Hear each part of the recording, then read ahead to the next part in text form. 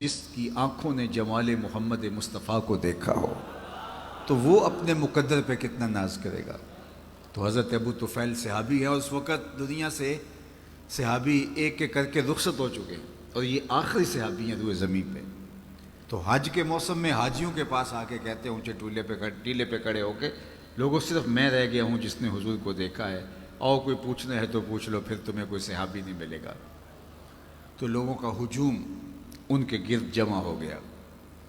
جنہیں حج کرنے کی سعادت نصیب ہوئی ہے وہ جانتے ہیں کہ حج ایک سالانہ عبادت ہے جو سال میں ایک بار ہی ہوتی ہے۔ تو حج عمومی طور پہ زندگی میں لوگ ایک بار ہی کرتے ہیں، اللہ کچھ خوش نصیب لوگوں کو بار بار بھی یہ سعادت عطا کرتا ہے۔ تو حج کے موقع پہ ہم نے دیکھا ہے کہ کوئی عالمانہ وضاقطع کا شخص مل جائے تو لوگ اس کو حج کے مسائل پوچھتے دکھائی دیتے ہیں، چونکہ اکثر لوگ پہلی بار گئے ہوتے ہیں۔ لیکن اگر کوئی ہر سال بھی جاتا ہو تو جس طرح عید کے موقع پہ عید کا طریقہ بتانا ہی پڑتا ہے، تو حج کا طریقہ بھی ہر بار تازہ کرنا ہی پڑتا ہے۔ تو حج کے موقع پہ کوئی شخص مل جائے تو لوگ اس کو گھیر لیتے ہیں اور حج کے مسائل پوچھتے ہیں۔ اب ایک صحابی مل گیا ہے تو لوگوں نے حج کے مسائل پوچھے ہوں گے کہ تم نے حضور کو دیکھا ہے، حضور کو حج کرتے دیکھا، کیا طریقہ تھا وقوف مزدلفہ کا، وقوف عرفات کا طریقہ کیا تھا، حضور نے رمی جمار کیسے فرمائی ہے، قربانیاں کیسے کی ہیں، طواف زیارہ کیسے کیا ہے، رکن یمانی پر حضور رکے ہیں نہیں رکے ہیں، حجر اسود کے بوسے کس طرح حضور نے لیے ہیں، مطاف میں حضور کا انداز طواف کیا تھا، اللہ کے محبوب علیہ الصلوۃ والسلام کے خطبے کے مندرجات کیا تھے جو مقام عرفات میں حضور نے دیا۔ صحابہ نے ایک ایک چیز پوچھی ہوگی، لیکن اس کا جواب نفی میں ہے، کسی نے بھی حج کے بارے میں کوئی مسئلہ نہیں پوچھا۔ جب حضرت ابو طفیل نے کہا نا لوگوں اس وقت روئے زمین پہ میرے علاوہ کوئی نہیں جس نے حضور کو دیکھا ہو، تو لوگ ہجوم کر کے ان کے گرد جمع ہو گئے اور کہا یار بیٹھ جائے بیٹا بیٹھ جائے، اب ڈسٹرب نہ کریں، جو جس حالت میں اس کو رہنے دے، چونکہ وقت بہت قیمتی ہے، بڑی تیزی کے ساتھ وقت بھاگ رہا ہے، ایک ایک لمحے کی قدر کرنی ہے اور ہم نے آگے بڑھنا ہے اور مختصر اپنی بات کو آگے لے کر کے جانا ہے۔ تو حضرت ابو طفیل رضی اللہ تعالی عنہ سے کہا، کسی نے یہ مسئلہ نہیں پوچھا کہ حضور نے حج کیا کیا، کیسے کیا اور طریق کیا ہے، تاریخ کے ورق اٹھائیے، لوگ ان کے گرد دیوانہ وار جمع ہو گئے جس طرح پروانہ چراغ کے گرد جمع ہوتا ہے۔ تو کہا کہ صف لنا رسول اللہ صلی اللہ علیہ وآلہ وسلم، آپ نے حضور کو دیکھا ہے تو ہمیں بتائیے حضور کی زلفیں کیسی تھیں، حضور کا چہرہ کیسا تھا، حضور کی مبارک آنکھیں کیسی تھیں، ہمیں حضور کا حلیہ بیان کیجیے۔ تو حضرت ابو طفیل نے 3 لفظوں میں حضور کا حلیہ بیان کیا، اور وہ 3 لفظ آپ یاد بھی کر سکتے ہیں، اور یہ میرا محبوب موضوع ہے، حسن محمد کا قصیدہ پڑھنا صلی اللہ علیہ وآلہ وسلم، یہ میری عزتوں کا ظرف ہے، اور یہ میرا مرغوب اور میرا محبوب موضوع ہے، اور یہ امت کی ضرورت ہے۔ اقبال نے کہا تھا کہ اے تہی از ذوق و شوق و سوز و درد، تو نشناسی کہ عہد ما با ما چے کرد، عہد ما ماراز ما بیگانہ کرد، از جمال مصطفیٰ بیگانہ کرد۔ اقبال نے کہا تھا، اے ذوق شوق اور کیفیت و درد کی دولت سے عاری شخص، تو نہیں جانتا کہ تیرے ساتھ ہوا کیا، اس زمانے نے تیرے ساتھ کیا اور تجھے کہیں کا نہ چھوڑا، تیرے ساتھ زیادتی کیا ہوئی۔ تو پھر آگے چل کے کہا کہ عہد ما ماراز ما بیگانہ کر، ہمارے عہد نے ہمیں ہم سے ہی بیگانہ کر دیا، کیوں؟ از جمال مصطفیٰ بیگانہ کر، ہمیں حضور کے جمال سے بیگانہ کر دیا۔ جب امت حضور کے جمال سے دور ہوتی ہے تو پھر وہ امت اپنا سب کچھ کھو دیتی ہے۔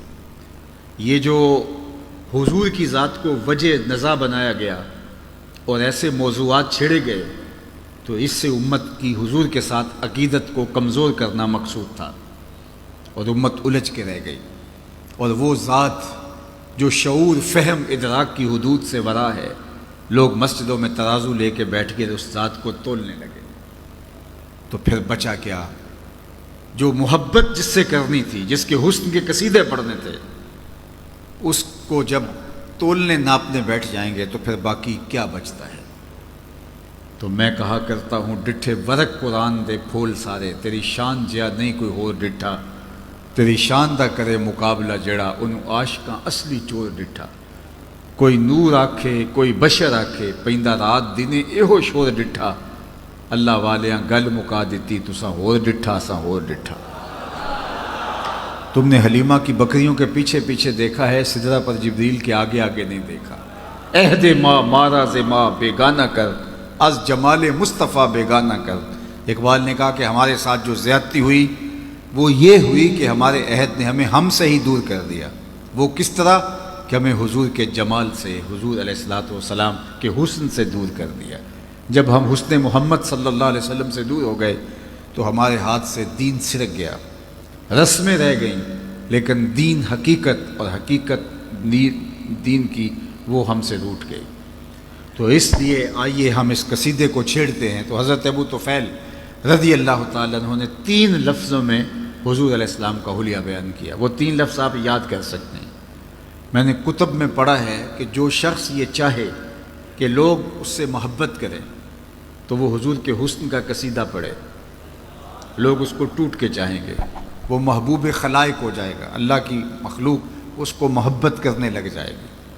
اب طویل قصیدہ حضور کے حسن کا جو اصحاب نے کہا، ام معبد نے کہا، سیدنا علی المرتضیٰ نے کہا، اور حضرت ام سلمہ نے کہا، برا بن عازب نے کہا، اور باقی لوگوں نے کہا، وہ تو ہم یاد نہیں کر پائیں گے، لیکن یہ 3 لفظ ہم میں سے ہر کوئی یاد کر سکتا ہے اگر وہ عزم مصمم کر لے کہ میں نے ان کو یاد کرنا ہے، عربی متن کے ساتھ یاد ہو سکتا ہے۔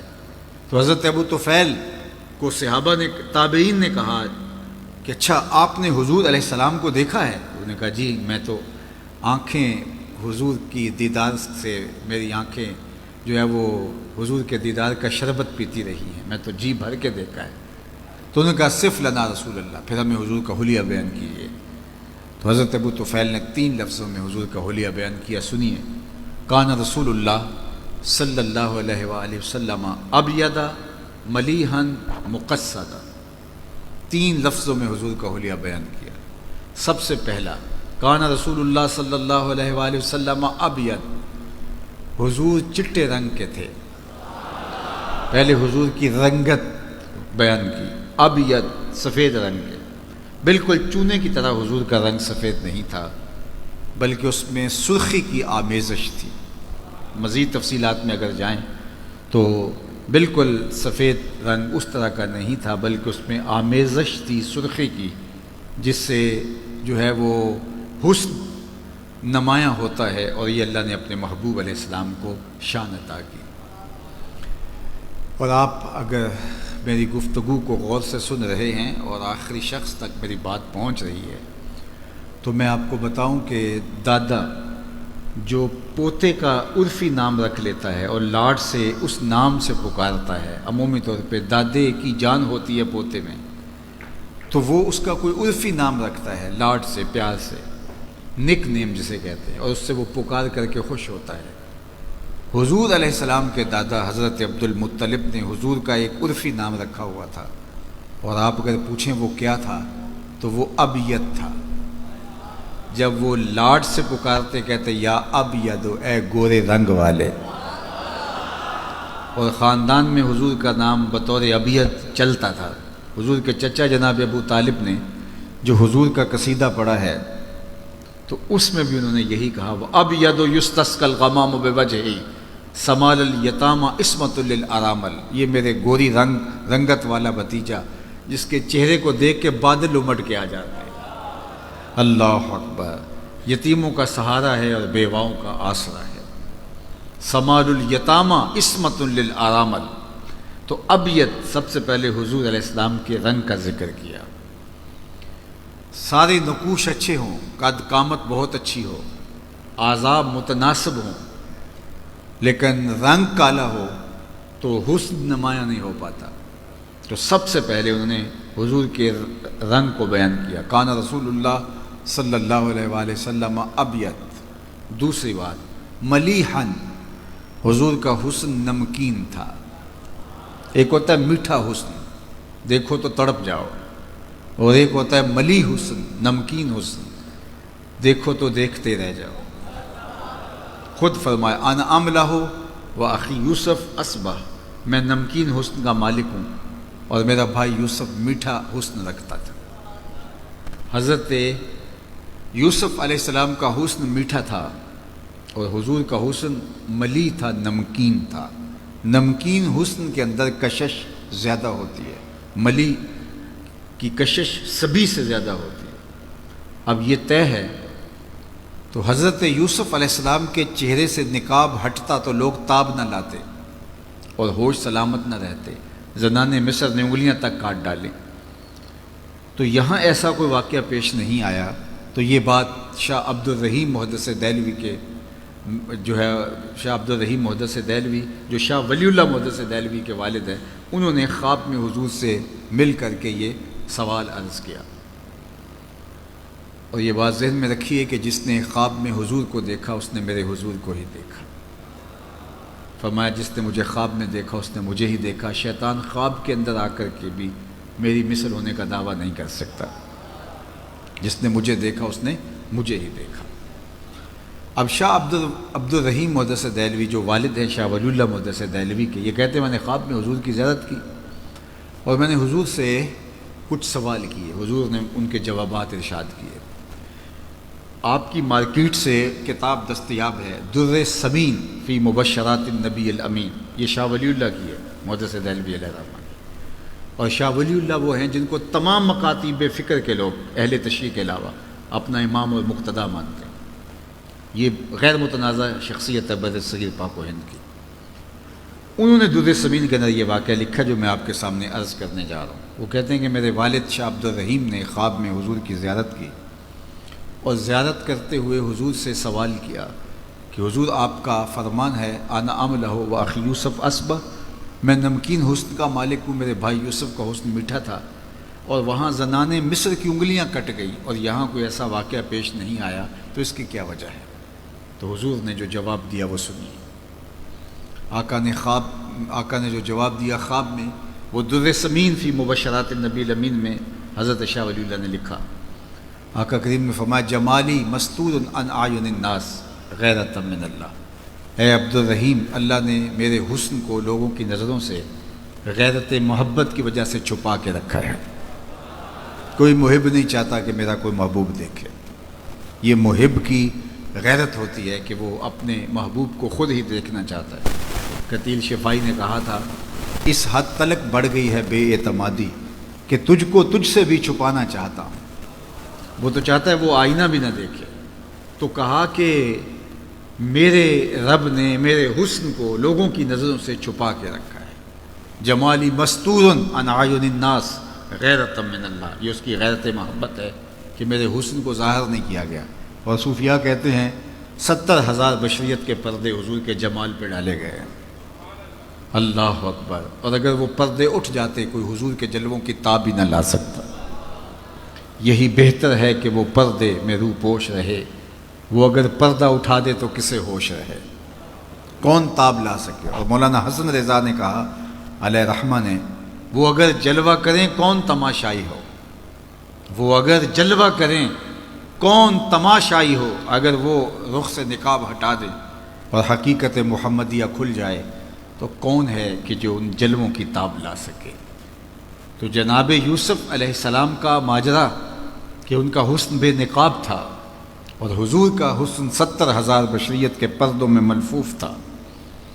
وہاں زنان مصر کی انگلیاں کٹ گئیں تو وہ حسن بے نقاب تھا اور یہ حسن ملی اس سے کہیں بڑھ کے تھا، لیکن 70,000 پردوں میں ملفوف رہا اور کسی کی تاب نہیں تھی کہ جو ہے وہ دیکھ لیتا اگر وہ حسن بے نقاب ہوتا۔ لیکن اس کے باوجود بھی حضرت حسان بن ثابت رضی اللہ تعالیٰ عنہ فرماتے ہیں کہ میں ان چند لوگوں میں سے ہوں جو حضور کا حلیہ بیان کرتے ہیں۔ یہ بڑے لطف کی بات ہے جو آپ کو بتانے جا رہا ہوں کہ حضور کو 1,44,000 صحابہ نے دیکھا ہے، لیکن حضور کا حلیہ بیان کرنے والوں کی تعداد 3 درجن سے زیادہ نہیں ہے۔ 34-35 لوگ ہیں جو حضور کا حلیہ بیان کرتے ہیں، جبکہ دیکھا کتنے لوگوں نے ہے؟ 1,44,000 نے۔ تو وہ ایک دوسرے سے پوچھا کرتے تھے بتاؤ حضور کیسے تھے؟ کہا تم نے نہیں دیکھا، کہا دیکھ کر کے بھی نہیں دیکھا۔ تو حضرت حسان بن ثابت کہتے ہیں کہ جو میں حضور کا حلیہ بیان کرتا ہوں، میرے پاس دیکھنے کا ایک طریقہ آ گیا تھا۔ فلما نظرت الى انوارہ فوضعت کفی علی عینی خوفا من ذہاب بصری، میں اپنی آنکھوں پر انگلیاں رکھ کے انگلیوں کی اوٹ سے حضور کا چہرہ دیکھتا تھا کہ حضور کے جلووں کی تابش سے میری آنکھوں کی بینائی نہ جاتی رہے۔ یہ چھپے ہوئے حسن کا عالم ہے، یہ چھپے ہوئے حسن کا عالم ہے۔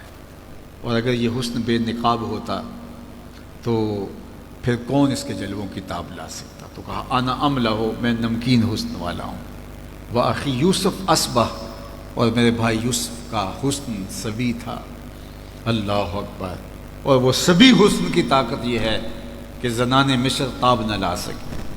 انہوں نے کہا غلام پہ دل ہار گئی۔ جب یہ شہرت پھیل گئی کہ زلیخا دل دے بیٹھی ہے، تو لائی تو خرید کے تھے، تو کہا غلام پہ دل ہار بیٹھی۔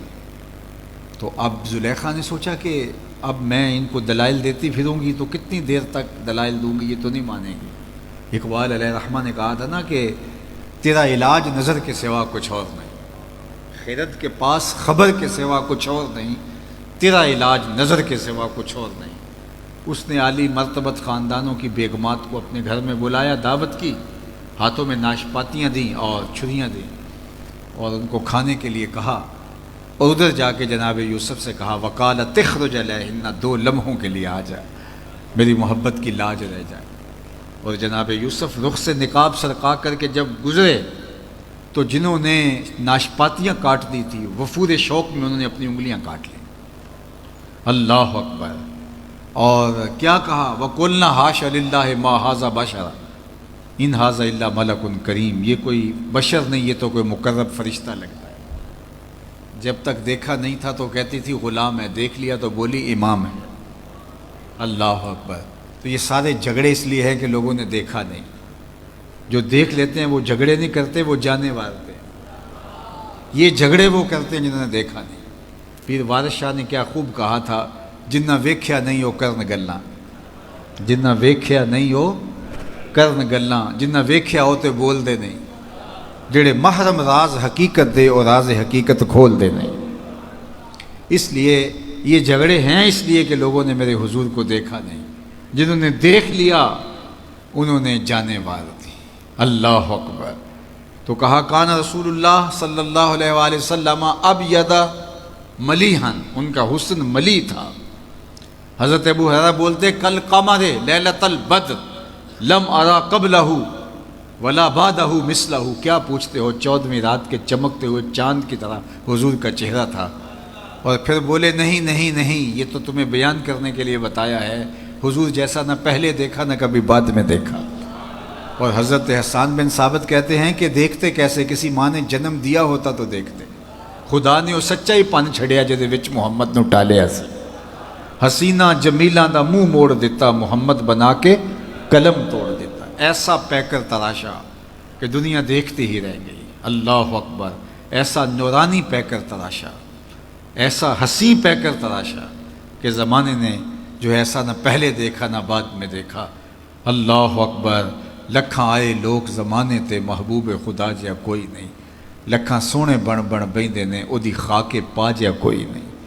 اللہ نے جو جمال دیا، جو خوبصورتی دی، جو حسن دیا، جو چہرے کے اوپر چمک دھمک عطا کی، اللہ اکبر، وہ حضور کی ہی شان تھی۔ حضرت ام المومنین سیدہ عائشہ رضی اللہ تعالیٰ عنہ چرخہ کاٹ رہی تھی، اور حضور اپنے گھر کا کام کاج خود اپنے ہاتھوں سے کر لیتے تھے۔ تو حضور کسی کام میں لگے تھے کہ حضور کی مبارک پیشانی پر پسینے کے قطرے نمودار ہوئے، اور جب حضور کے رخ نور پر پسینے کے قطرے نمودار ہوئے تو یہ چرخہ کاٹتے کاٹتے رک گئیں۔ تو جب آواز ختم ہوئی، یہ ایسی کھوئی نہ حضور کے چہرہ نور پر دیکھتے دیکھتے کہ انہیں چرخہ بھول گیا۔ تو حضور علیہ السلام اپنے دھیان میں کام کر رہے تھے، تو جب دیکھا چرخے کی آواز بند ہو گئی تو حضور نے دیکھا تو عائشہ رک کے ٹک ٹکی باندھ کے حضور کے چہرے کو دیکھ رہی ہیں۔ تو حضور نے کہا عائشہ کیا ہوا؟ تو حضرت ام المومنین نے کہا حضور آج اگر ابو کبیر الحزلی ہوتا تو اسے اپنے شعر کا مصداق آپ کا چہرہ دکھائی دیتا، جس میں اس نے اپنے محبوب کے رخساروں پر جو ہے وہ شبنمی قطروں کا ذکر کیا ہے۔ تو یہ حضور علیہ الصلوۃ والسلام کی مبارک پیشانی اور حضور علیہ الصلوۃ والسلام کا رخ نور، بلکہ حضور بھی جانتے تھے کہ عائشہ حسن شناس ہے، اور آقا کریم علیہ السلام سے جس طرح ام المومنین پیار کرتی تھیں، تو ایک دن حضور نے بھی کالے رنگ کی چادر کی بکل کی اور حضور تشریف لائے اور ام المومنین موجود تھیں، تو حضور نے کہا کیفا ترینی یا عائشہ، عائشہ بتاؤ آج کیسا لگ رہا ہوں، آج حسن خود ناز میں آ گیا ہے۔ اللہ اکبر، کیفا ترینی یا عائشہ، عائشہ کیسا لگ رہا ہوں؟ تو ام المومنین نے جو جواب دیا وہ بھی سنیے۔ سید عائشہ نے کہا حضور چادر کی سیاہی نے آپ کے چہرے کی سفیدی کو نکھار دیا، اور آپ کے چہرے کی سفیدی نے آپ چادر کی سیاہی کو نکھار دیا۔ وہ حسن تھا حضور کا، کل قمر لیلۃ البدر لم ارا قبلہ ولا بعدہ مثلہ۔ کہا کیا پوچھتے ہو، 14ویں رات کے چمکتے ہوئے چاند کی طرح میرے حضور تھے۔ اور حضرت حسان بن ثابت کہتے ہیں نہیں تم نے کیا دیکھا کہ خدا نے تو اس جیسی شکل ہی کسی کی نہیں بنائی۔ اللہ اکبر، وہ ایسا نور برستا تھا چہرے سے، ایسے انوار پھوٹتے تھے۔ اذا ضحک یتلالأ فی الجدر، جب حضور مسکراتے تھے تو حضور کے چہرے سے نکلنے والی شعاؤں سے اطراف کی دیواریں چمکنے لگتی۔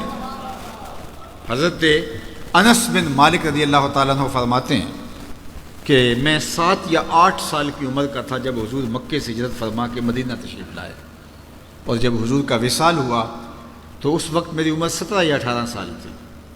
تو کہتے ہیں کہ جب حضور تشریف لائے مدینہ المنورہ میں تو میں 7 اور 8 سال کا تھا، اور لوگ حضور کو دیکھنے کے لیے گئے تو میں بھی گیا۔ تو حضرت انس بن کعب کہتے ہیں میں نے اس دن سے روشن دن زندگی میں کبھی نہیں دیکھا، اور دوسری بات کہتے ہیں کہ حضور کے مبارک چہرے سے جو نور نکلتا تھا مدینے کی کچی دیواروں پر اس کی روشنی پڑتی تھی۔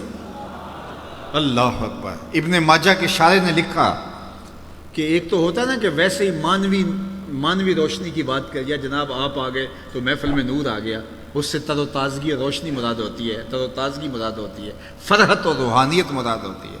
لیکن ابن ماجہ کے شارح لکھتے ہیں کہ ایسا نہیں تھا کہ حضور کے آنے سے ایک رونق آ گئی اور اس کو انہوں نے نور کہا نہیں، لوگوں نے واقعی اپنی آنکھوں کے ساتھ مدینے کی دیواروں پر حضور کے چہرے سے نکل کر عکس پڑھتے ہوئے دیکھا تھا، اور حضور کے چہرے سے پڑھنے والے عکس سے مدینے کی کچی دیواریں بھی روشنیاں بانٹ رہی تھیں۔ یہ حضور کے چہرے کے اجالے تھے، یہ حضور علیہ السلام چہرے کا نور تھا۔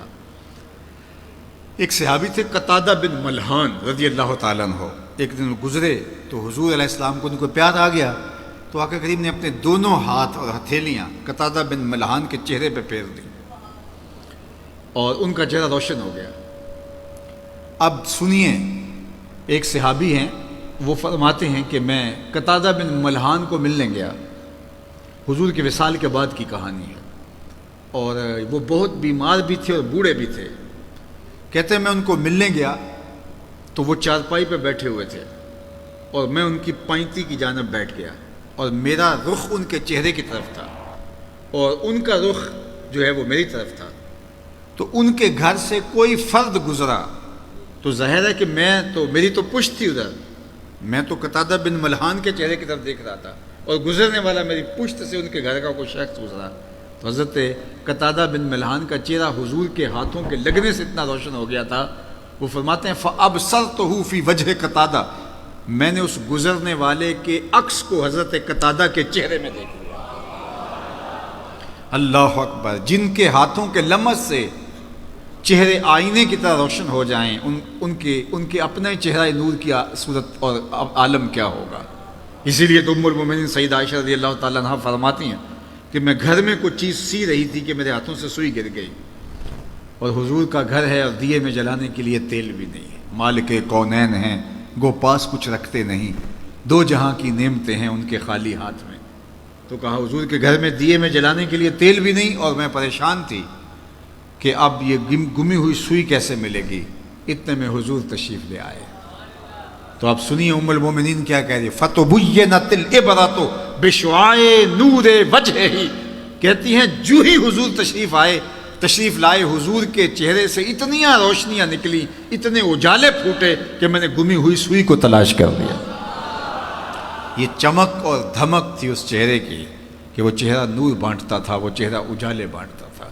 کل قمر لیلۃ البدر لم ارا قبلہ ولا بعدہ مثلہ، اللہ اکبر، کہا میں نے ان جیسا نہیں دیکھا، نہ کبھی پہلے دیکھا نہ بعد میں دیکھا۔ مکھ چند بدر شاہ شانی ہے، متھے چمک دی لاٹ نورانی ہے، کالی زلف تے اکھ مستانی ہے، مخمور رکھی ہیں مد بھریاں۔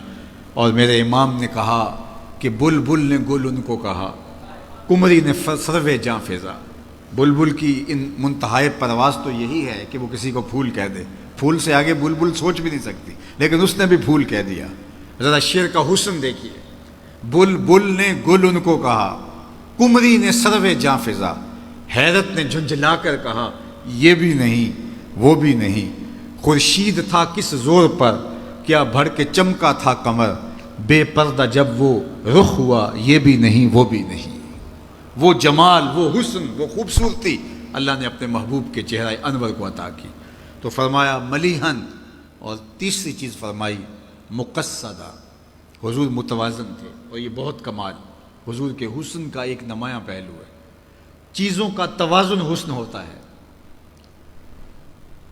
کسی کا پیٹ اٹھا ہوا ہو اور جو ہے وہ سینہ پیچھے کی طرف ہو تو اچھا بھلا انسان اپنی خوبصورتی کھو دیتا ہے، اور پیٹ بہت زیادہ چپکا ہوا ہو تو پھر بھی خوبصورتی وہ نہیں رہتی۔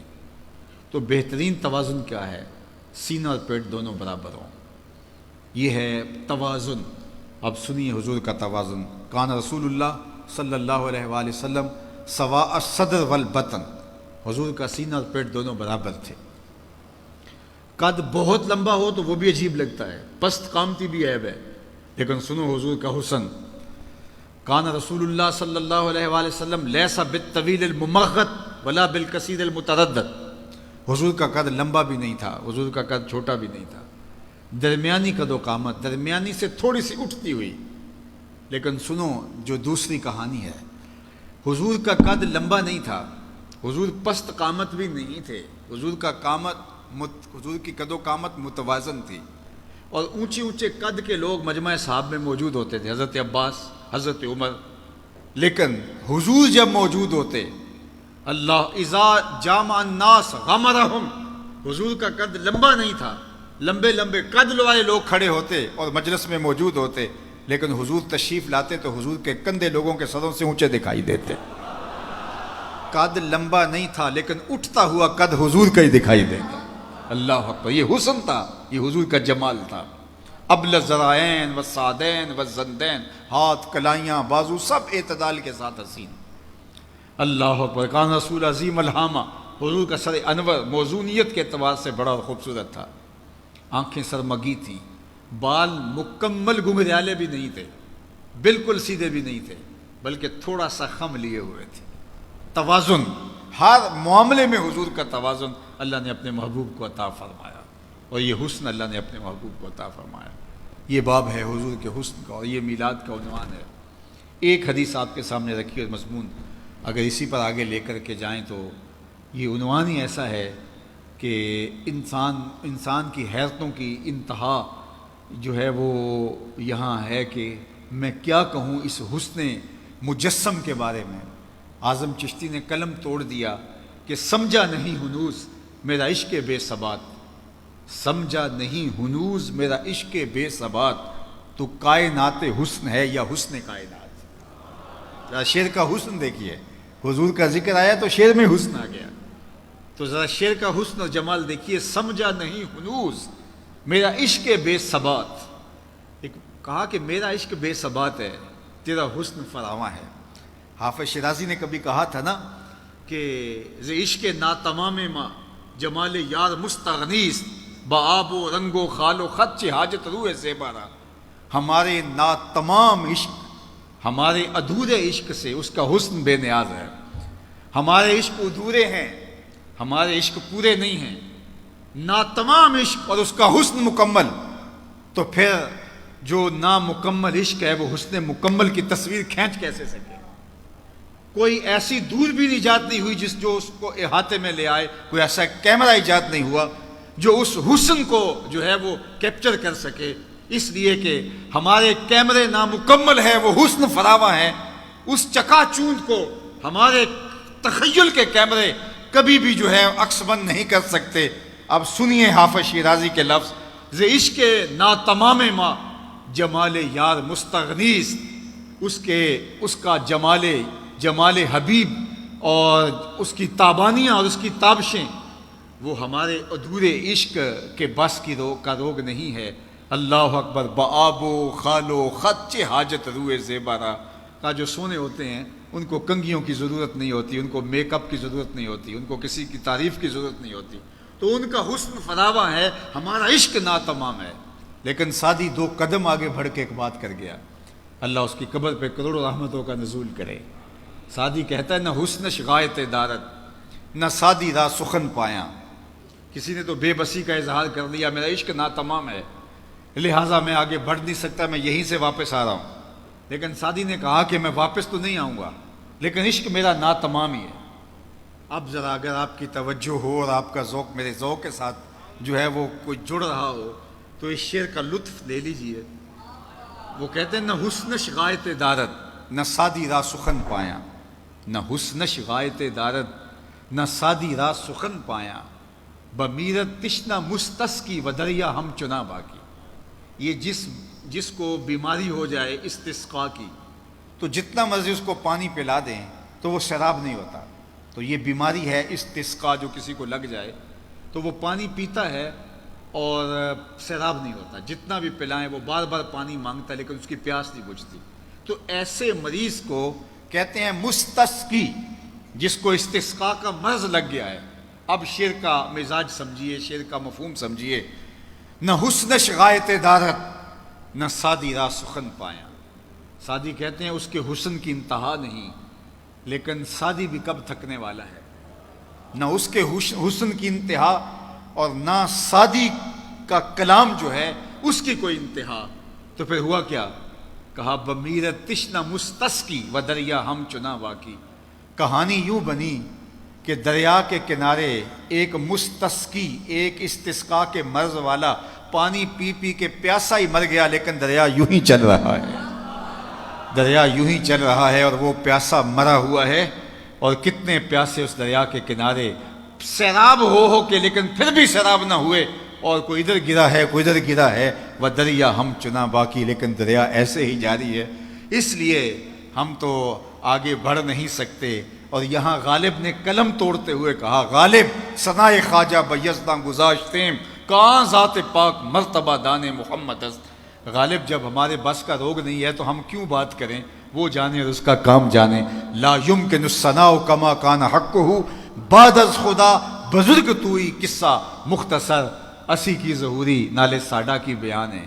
او دیاں تے خوبیاں دا نعت خاں قرآن ہے، صورتاں سپارے رنگ نبی دے جمال دا، لب کے لے آواں کتھوں سونا تیرے نال۔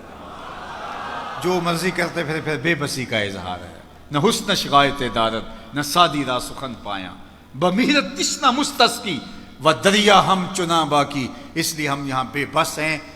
اب یہ عنوان کہ ان کے حسن فراواں کی کشش اور چمک آج بھی زمانہ اس سے روشنی اور آج بھی اجالا اور نور لے رہا ہے۔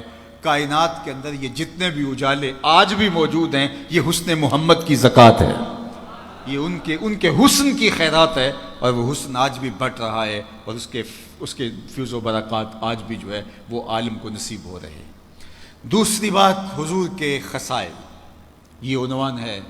اب وقت کے دامت میں اتنی گنجائش نہیں کہ میں عنوان کا مضمون چھڑوں، لیکن 5 جملے سن لیجئے تشریح کے بغیر، جو حضور کی سیرت کا سرنامہ ہے، اور یہ بخاری شریف اور باقی کتب تواریخ اور سیر کے اندر موجود ہے۔ لیکن اس کی یہ روایت کس نے کی ہے، یہ کس کے کلمے ہیں؟ یہ سیدہ حضرت خدیجۃ الکبریٰ رضی اللہ تعالی عنہا کی رائے ہے حضور علیہ السلام کے بارے میں۔ یہ ہے حضور کی سیرت کا آئینہ، حضور کی سیرت کا ایک آپ شمع دیکھنا چاہیں حضور کی سیرت کا ایک عنوان دیکھنا چاہیں تو صرف یہ 5-6 عنوان دیکھ لیجئے۔ جب پہلی وحی نازل ہوئی اور حضور علیہ الصلوۃ والسلام پر ایک کیفیت طاری ہوئی، اور حضور جب گھر آئے اور کہا زملونی، مجھے چادر اڑا دو، مجھے سردی کا احساس ہے، تو ام المومنین نے حضور کو تسلی دیتے ہوئے جو 5 یا 6 جملے کہے تھے، بعض روایات میں 5 ہیں، بعض روایات میں 6 ہیں۔ وہ جملے کیا تھے؟ انہوں نے کہا کلا واللہ لا یخزیک اللہ ابدا، اللہ کی قسم آپ کا رب آپ کو کبھی بھی بے آبرو نہیں ہونے دے گا، آپ کا رب آپ کو کبھی بھی بے آبرو نہیں ہونے دے گا۔ کیوں؟ اب سن لیجئے، یہ حضور کی سیرت کے 5 نمایاں پہلو ہیں، اور یہ ہم سنیں بھی۔ میں اس کی تشریح میں نہیں جانے کا، وقت چونکہ سمٹ گیا، لیکن میں چاہوں گا کہ سنتے سنتے میں اور آپ اپنا جائزہ لیں کہ کیا ہم نے اپنے نبی کی محبت میں اپنے اندر یہ 5 وصف پیدا کر لیے ہیں۔ اگر کر لیے ہیں تو ہمیں مبارک ہو، اور اگر نہیں کیے تو آج کی اس مجلس کے اندر میں اور آپ عہد کر کے اٹھیں کہ مالک تیرے محبوب علیہ السلام کی سیرت کے یہ 5 نمایاں پہلو ہم اپنے اندر پیدا کرنے کی کوشش کریں گے، مدد تو کرنا۔ اور میلاد رسول میں ہم یہ دعا مانگ رہے ہیں، اللہ حضور کی سیرت کے یہ 5 وصف ہمارے سینوں کے اندر ڈال دے اور ہماری طبیعتوں کے اندر ان کو راسخ کر دے۔ تو انہوں نے کہا کلا واللہ لا یخزیک اللہ ابدا، آپ کا رب آپ کو کبھی بھی پریشان نہیں ہونے دے گا، بے آبرو نہیں ہونے دے گا۔ کیوں؟ انک لتصل الرحم وتحمل الکلہ وتکسب المعدوم وتقری الضیف وتعین علی نوائب الحق۔ یہ 5 خوبیاں حضور کی انہوں نے بیان کی۔ سب سے پہلی انک لتصل الرحم، آپ رشتہ داروں کے ساتھ سلوک اچھا کرتے ہیں۔ یہ حضور کی سیرت کا نمایاں پہلو جو ام المومنین نے حضور کے سامنے بیان کیا وہ یہ تھا، انک لتصل الرحم، آپ صلہ رحمی کرتے ہیں، رشتہ داروں کے ساتھ آپ کا سلوک بہت اچھا ہے۔ دوسری بات وتحمل الکلہ، جس کا کوئی بوجھ اٹھانے والا نہیں اس کا بوجھ آپ اٹھاتے ہیں۔ تیسری بات وتکسب المعدوم، جس کا کوئی کمائی کرنے والا نہیں ہے اس کی ضرورت کو آپ پورا کرتے ہیں۔ وتقری الضیف، اور آپ مہمان نواز ہیں۔ اور 5ویں چیز وتعین علی نوائب الحق، اللہ کے راستے میں کوئی مشکل میں پھنس جائے تو آپ اس کے ساتھ کھڑے ہوتے دکھائی دیتے ہیں۔ یہ 5 وصف میں دیکھوں کہ میرے اندر آپ کے اندر اگر موجود ہیں تو ہمیں مبارک ہے، اور اگر نہیں ہیں تو ہمیں یہ اوصاف حمیدہ، یہ حضور کی شخصیت کے نمایاں پہلو ہیں، اور ایک امتی کو اپنی تعلیم، اپنے نبی کے اخلاق کا عکس اپنے اندر پیدا کرنا چاہیے۔ جب حضرت ابو بکر صدیق رضی اللہ تعالیٰ عنہ ایک دن کفار سے تنگ آ کر شہر مکہ چھوڑ کے جانے لگے تو ابن الدغنہ جو قریش کا ایک سردار تھا وہ راستے میں ملا، اور اس نے کہا ابو بکر کدھر جا رہے ہو؟ کہا آپ کے شہر کے لوگوں نے تنگ کر دیا، میں شہر چھوڑ کے جا رہا ہوں۔ تو اس نے کہا آپ جیسے لوگ شہر چھوڑ کر نہیں جائیں گے۔ ابن الدغنہ نے کہا کہ میں آپ کو پناہ دیتا ہوں، آپ جیسے لوگ شہر چھوڑ کے نہیں جائیں گے۔ کیوں؟ انک لتصل الرحم، آپ صلہ رحمی کرتے ہیں۔ وتحمل الکلہ، اور لوگوں کا بوجھ اٹھاتے ہیں۔ وتکسب المعدوم، اور جس کا کوئی بوجھ اٹھانے والا نہیں، جس کا کوئی کمانے والا نہیں اس کے لیے کمائی کرتے ہیں۔ وتقری الضیف وتعین علی نوائب الحق۔ حضرت ابو بکر صدیق کو ابن الدغنہ نے کہا کہ تمہارے اندر یہ وصف ہیں، اور جس شخص کے اندر ایسے وصف ہیں اس کو شہر نہیں چھوڑ کے جانا چاہیے ورنہ شہر اجڑ جائیں گے۔ تو جو وصف میرے حضور کے تھے، ابن الدغنہ نے کہا کہ وہ وصف ابو بکر میں ہیں، تو ابو بکر تو شہر چھوڑ کے نہیں جائے گا، تم مکے میں ہی رہو گے۔ اب یہ تھا حضور علیہ السلام کی محبت کا عکس ہے۔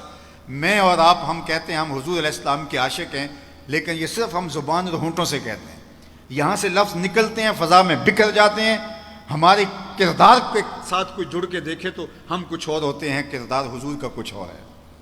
تو اگر ہم واقعی عاشق رسول ہیں تو یہ 5 وصف ہمارے اندر ہوں، اور باقی بھی اوصاف جو حضور کے ہیں ان کا عکس ہمارے اندر پایا جائے۔ کم از کم یہ وصف تو ہماری زندگی کا لازمہ ہے، ایک عاشق رسول کا نصاب ہے۔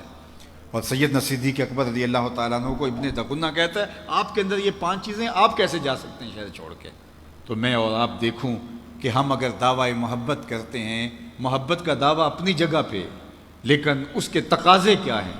اللہ کے محبوب علیہ السلام نے دیکھا کہ حضور وضو کر رہے ہیں اور وضو کا پانی صحابہ زمین پہ نہیں گرنے دیتے، تو آقا کریم نے فرمایا ما حملکم علی ھذا، تمہیں اس بات پر کس نے ابھارا ہے کہ میرے وضو کے پانی کو زمین پر نہیں گرنے دے رہے جبکہ میں نے اس کا تمہیں حکم نہیں دیا؟ تو انہوں نے کہا حب اللہ و رسول ہی، اللہ اس کے رسول کی محبت۔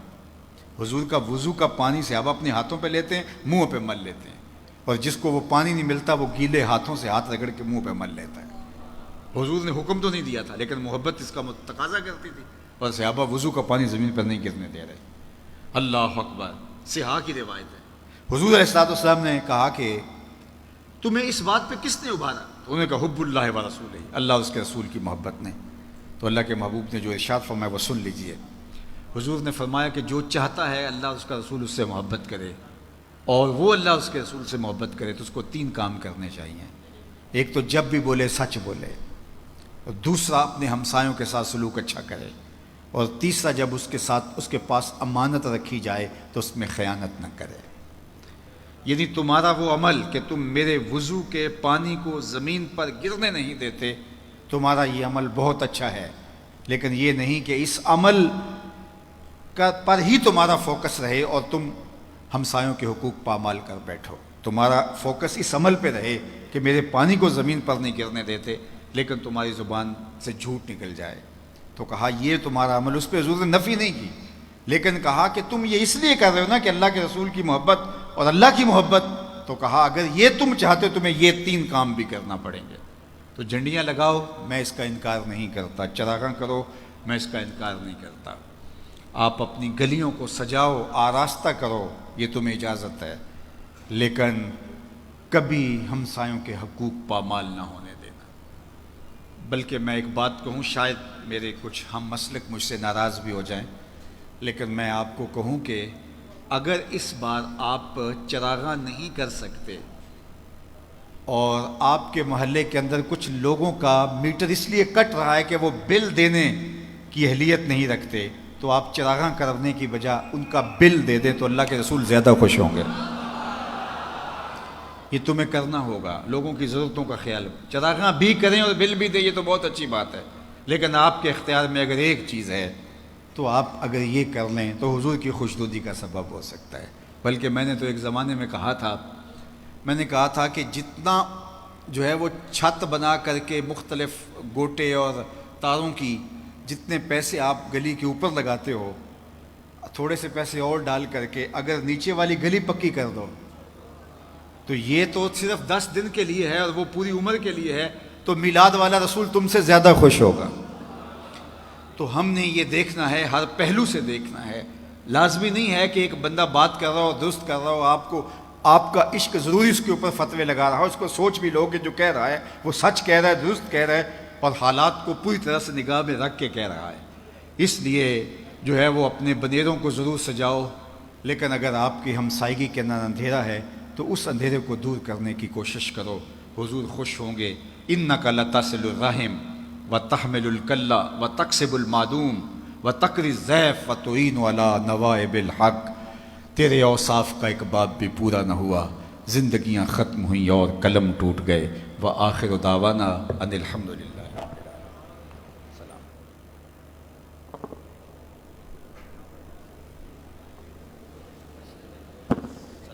یا نبی سلام علیکہ، یا رسول سلام علیکہ، یا حبیب سلام علیکہ، صلوات اللہ علیکہ، طلع البدر علینا من ثنیات الوداع، وجب الشکر علینا ما دعا للہ داعی۔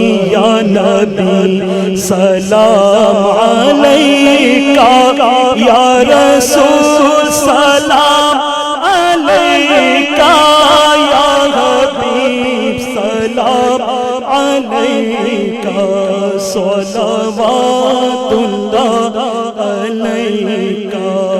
آخری لمحے جب پائیں، آخری لمحے جب پائیں، کاش وہ تشریف لائیں، اپنے جلووں میں